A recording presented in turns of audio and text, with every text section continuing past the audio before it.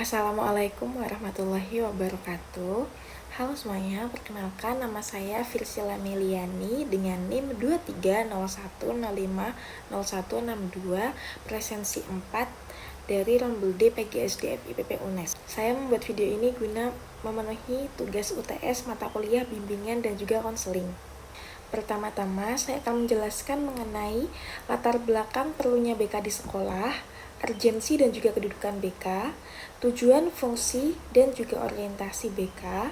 Yang keempat ada asas-asas prinsip-prinsip BK, dan yang terakhir ada penerapan oleh guru kelas SD. Baik, pertama-tama, bimbingan konseling atau BK ini di sekolah bertujuan untuk membantu perkembangan siswa secara optimal. Meskipun bukan calon guru BK, pengetahuan tentang BK penting bagi calon guru SD agar dapat memberikan pelayanan pendidikan yang menyeluruh. Nah, sebenarnya apa sih latar belakang perlunya BK di sekolah? Jadi, BK membantu siswa dalam mengatasi masalah akademik dan juga masalah pribadi. Guru juga membimbing untuk mendukung perkembangan siswa secara holistik agar mereka mampu mengambil keputusan yang tepat serta mengatasi tantangan yang dihadapi. Perbedaan antara bimbingan dan juga konseling sendiri adalah bimbingan itu lebih berfokus kepada pencegahan dan juga pengarahan, sedangkan konseling adalah bantuan yang diberikan untuk mengatasi masalah yang spesifik. Untuk urgensi dan juga kedudukan BK sendiri itu sangat penting dalam dunia pendidikan formal. 3 bidang utamanya itu adalah akademik, karir, dan juga pribadi sosial. Tugas guru dan juga konselor adalah saling berkaitan dalam mendukung perkembangan siswa di ketiga bidang ini. Untuk tujuan, fungsi, dan juga orientasi BK adalah BK bertujuan membantu siswa mencapai perkembangan maksimal. Fungsinya meliputi pencegahan, pengembangan, dan juga perbaikan. Orientasi BK berfokus pada pengembangan potensi siswa dan pemecahan masalah yang dihadapi. Untuk asas dan juga prinsip-prinsipnya adalah BK itu didasarkan pada asas keterbukaan, kerahasiaan, sukarela, dan juga keahlian. Prinsip ini juga dapat diterapkan oleh guru kelas SD dalam memberikan pelayanan pendidikan kepada siswa. Penerapannya adalah guru kelas bisa menerapkan fungsi pencegahan dengan memberikan pengarahan dan juga nasihat sebelum masalah itu muncul. Yang kedua adalah menerapkan asas kerahasiaan saat menangani masalah pribadi siswa agar mereka merasa aman dalam berbagi. Dan yang terakhir adalah memperhatikan orientasi pengembangan potensi dengan membantu siswa mengembangkan keterampilan sosial dan juga akademiknya.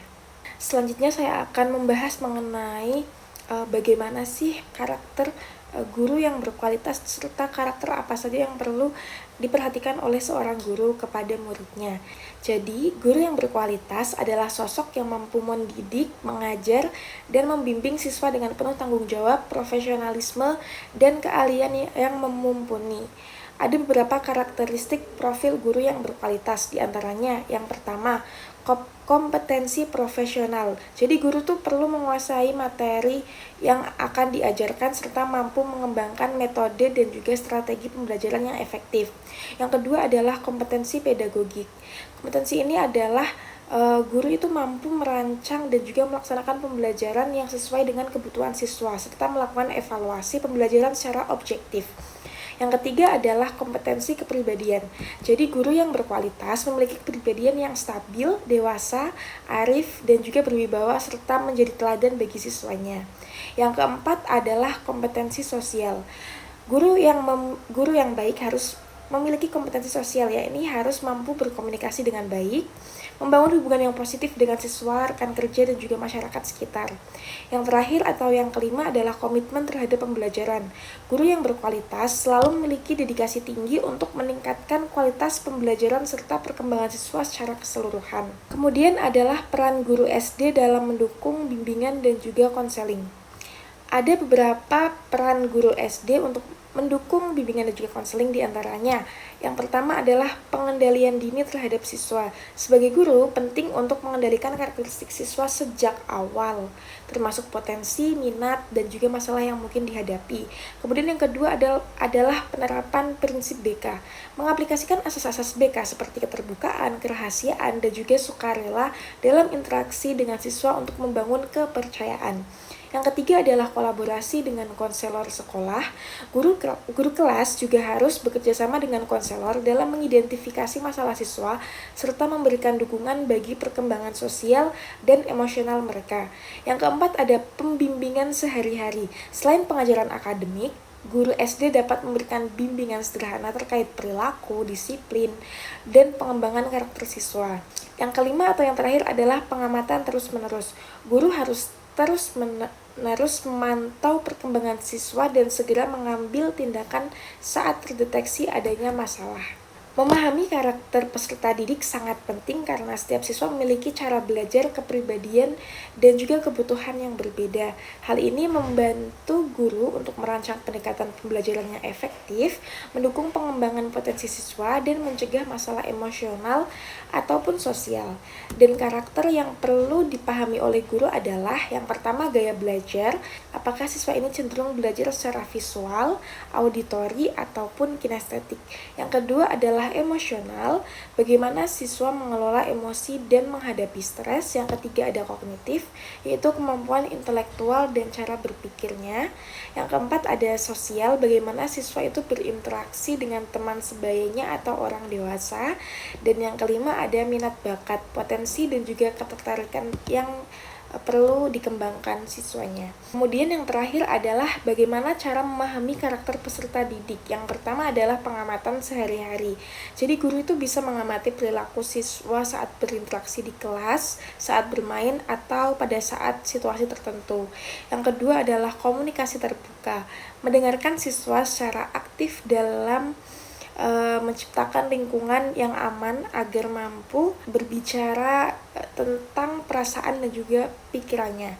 Yang ketiga adalah konsultasi dengan orang tua, memahami lebih jauh tentang latar belakang dan juga kebiasaan siswa dari orang tua ataupun wali. Yang terakhir atau yang keempat adalah kolaborasi dengan pihak lain, bekerja sama dengan konselor atau pihak lain yang terlibat dalam pengembangan siswa untuk mendapatkan pandangan yang lebih komprehensif. Dengan pendekatan ini, guru SD bisa lebih efektif dalam membimbing dan mengajar serta mendukung pertumbuhan siswa secara holistik. Baik, kemudian yang terakhir saya akan membahas mengenai 9 layanan bimbingan dan konseling dalam pola umum 17+. Layanan bimbingan dan konseling dalam pola umum 17+ terdiri dari 9 jenis layanan yang diperluas dari 7 layanan dalam pola sebelumnya. Berikut adalah penjelasannya. Yang pertama adalah layanan orientasi.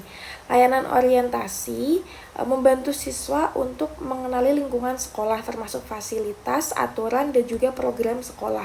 Contohnya adalah guru memberikan pengenalan tentang kelas, guru-guru, serta aturan sekolah pada siswa kelas 1 yang baru masuk SD. Yang kedua adalah layanan informasi. Layanan ini bertujuan memberikan informasi yang diperlukan siswa untuk mengambil keputusan, misalnya terkait pembelajaran, kesehatan, ataupun kedisiplinan. Contohnya adalah guru menjelaskan pentingnya pola makan sehat dan disiplin belajar melalui presentasi di kelas. Yang ketiga adalah layanan penempatan penyaluran. Layanan ini membantu siswa dalam memilih dan mengikuti program belajar yang sesuai dengan potensi dan juga minat mereka. Contohnya adalah guru membantu siswa memilih kegiatan ekstrakurikuler sesuai dengan minatnya seperti seni ataupun olahraga. Yang keempat adalah layanan pembelajaran. Layanan ini membantu siswa untuk mengembangkan keterampilan belajar yang efektif seperti manajemen waktu, cara belajar, dan juga teknik mengingat. Contohnya adalah guru SD memberikan pelatihan cara belajar yang baik seperti cara membuat ringkasan atau membaca buku dengan efektif. Yang kelima adalah layanan konseling individual. Layanan ini memberikan bantuan secara langsung dan personal kepada siswa yang mengalami masalah atau hambatan tertentu. Contohnya adalah guru melakukan sesi konseling dengan siswa yang merasa kesulitan beradaptasi dengan lingkungan baru Yang keenam adalah layanan bimbingan kelompok. Layanan ini melibatkan diskusi atau aktivitas kelompok untuk mengatasi masalah yang dihadapi bersama untuk berbagi pengalaman. Contohnya adalah guru memimpin diskusi untuk membahas pentingnya kerjasama dan mengatasi konflik dengan teman sekelas. Yang ketujuh adalah layanan konseling kelompok. Konseling kelompok bertujuan untuk membantu siswa yang memiliki masalah serupa agar dapat saling mendukung dalam menemukan solusi. Contoh di SD-nya adalah guru memfasilitasi kelompok siswa yang mengalami masalah percaya diri untuk saling berbagi cerita dan mendapatkan dukungan dari teman-temannya. Yang kedelapan adalah layanan konsultasi. Layanan konsultasi membantu pihak-pihak yang terlibat dalam pendidikan siswa seperti orang tua atau guru lain dalam memberikan solusi terhadap masalah siswa. Contohnya adalah guru mengadakan pertemuan dengan orang tua siswa untuk membahas masalah perilaku anak dan mencari solusinya bersama. Yang kesembilan atau yang terakhir adalah layanan mediasi. Mediasi bertujuan untuk membantu menyelesaikan konflik atau perselisihan antara siswa atau antara siswa dan pihak lain. Contoh penerapan di SD-nya adalah guru bertindak sebagai mediator ketika terjadi perselisihan antara dua siswa mengenai masalah di kelas dan membantu mereka mencari jalan keluar yang damai. Implementasi ketiga contoh layanan di atas di SD juga dapat membantu menciptakan lingkungan belajar yang kondusif serta membantu siswa mengatasi berbagai tantangan baik dalam belajar maupun dalam berhubungan sosial. Cukup sekian materi yang bisa saya sampaikan. Terima kasih. Wassalamualaikum warahmatullahi wabarakatuh.